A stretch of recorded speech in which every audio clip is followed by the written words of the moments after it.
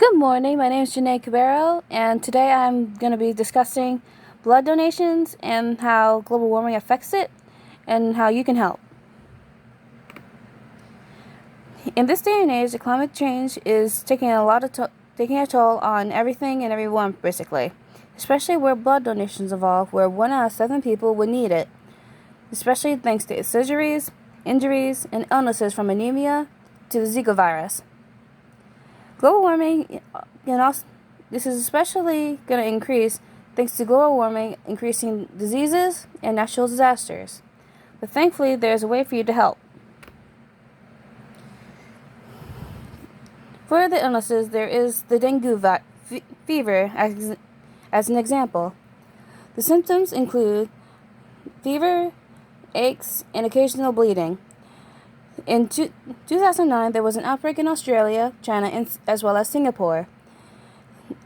Mainly thanks to travelers unknowingly carrying the disease along with mosquitoes. But we'll get to that part later. And as for the more recent coronavirus, the symptoms include shortness of breath, coughing, fever, chest pain, confusion, tiredness, and bluish lips and face. But with the coronavirus infecting more people, hospitals are struggling every day to keep up with everything, especially with the shortage of supplies along with the blood shortage, which is causing a huge strain and encouraging more people to donate. Still, this could be worsened by global warming, as mosquitoes love humidity and flourish more in the cell. And with needing energy to lay their eggs, more mosquitoes will go to humans to suck their blood and expose them to the diseases, which was how the dengue virus fever increased. The warmer climates will also not help, as it will speed up the incubation period, especially as explained here in this video.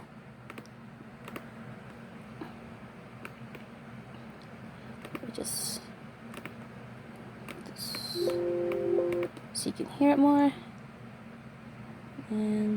Sure, climate change is bad, but at least it's not causing more cases of flesh-eating bacteria or something, right? No, you're kidding. Seriously? Hey, global citizens, Julian here for D-News. We talk about climate change a lot here, probably because it's a massive looming problem that will affect the globe in profound ways. You already know most of them by heart, I'm sure. Melting ice caps, rising sea levels, changing rainfall patterns that lead to droughts and food shortages. All bad stuff that's in the not-too-distant future. But what if I told you that climate change is causing problems already, and some of them are truly unexpected? Take, for example, a recent anthrax outbreak in Siberia. If you're like me, you only know anthrax as this white powder that gets mailed to someone and then everyone freaks out because it could kill you. So you may be wondering what madman is mailing a bioweapon to people in one of the most remote places in the world. But in reality, the bacterium that causes anthrax infections, Bacillus anthracis, occurs naturally and infects an estimated 2,000 people each year.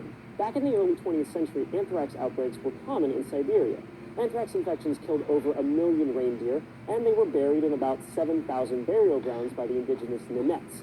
But since then, it's been quiet, with the last outbreak in Siberia happening in 1941. Now the same bacteria that caused those outbreaks could be responsible for the 20 Siberians who contracted anthrax in August of 2016. And I do mean the exact same bacteria. The current hypothesis is, after the infected reindeer were buried, the bacteria were essentially refrigerated by the permafrost heaped on top of them. Now the temperatures are climbing upwards, that frozen soil is starting to thaw, unleashing spores across the tundra and infecting reindeer and people anew. If rising temperatures are the culprit, then the Nenets can expect anthrax outbreaks every summer. And there could be other dormant bacteria up there waiting to be reawakened too, like bubonic plague, or a disease that hasn't occurred naturally since 1977, smallpox. Climate change might be doing more than revive frozen microbes north of the Arctic Circle. It could be helping microbes closer to the equator too, like Vibrio vulnificus. That little guy is also known as a flesh-eating bacteria, and it does well in warm and brackish waters. Guess what climate change causes more of? Warm and brackish waters. Global incidents of V. vulnificus have been steadily rising for the last 4 decades. Now there are about 80,000 cases in the U.S. each year. Now, before you shout that correlation does not necessarily equal causation, and bring a tear of joy to my eye like a proud parent, a study in June published in the Proceedings of the National Academy of Sciences found that warmer surface ocean temperatures are causing blooms of the bacteria and are associated with the increased incidence of infection in northern Europe and the U.S. Atlantic coast. Most of the infections come from eating contaminated seafood raw, and in those cases, the cholera-like symptoms like diarrhea, cramping, and fever usually pass after 3 days. But Vibrio can also find its way into open cuts, causing lesions that grow rapidly. 20% of the time, these infections are fatal. Climate change isn't some far-off problem with hypothetical impacts that will be felt 50 years from now. It's creating problems already, and some of these problems come out of left field, like these revived and revitalized bacteria. Don't worry, though, because the hotter temperatures can kill bacteria, too. Except that's happening in deserts where the bacteria helps to keep the soil from eroding. Seriously, climate change, can you just chill out?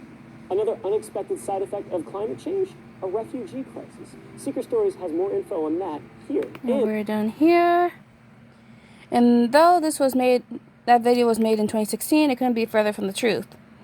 As with the global warming, there's going to be a lot more diseases coming around. There will also be natural disasters. Again, thanks climate change. But anyway, with the natural disasters, there will be injuries thanks to damages in buildings with people in them, or flooding, or with other life-threatening causes.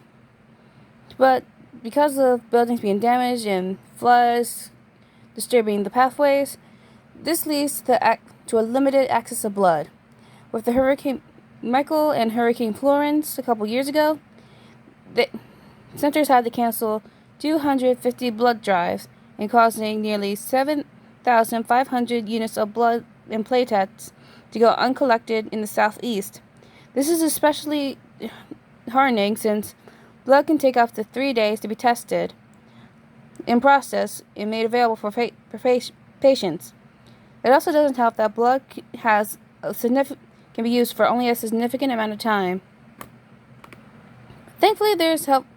Thankfully, this is where outsiders like you can be involved. Yeah, with only 37% of the population being able to donate, only 10% actually do.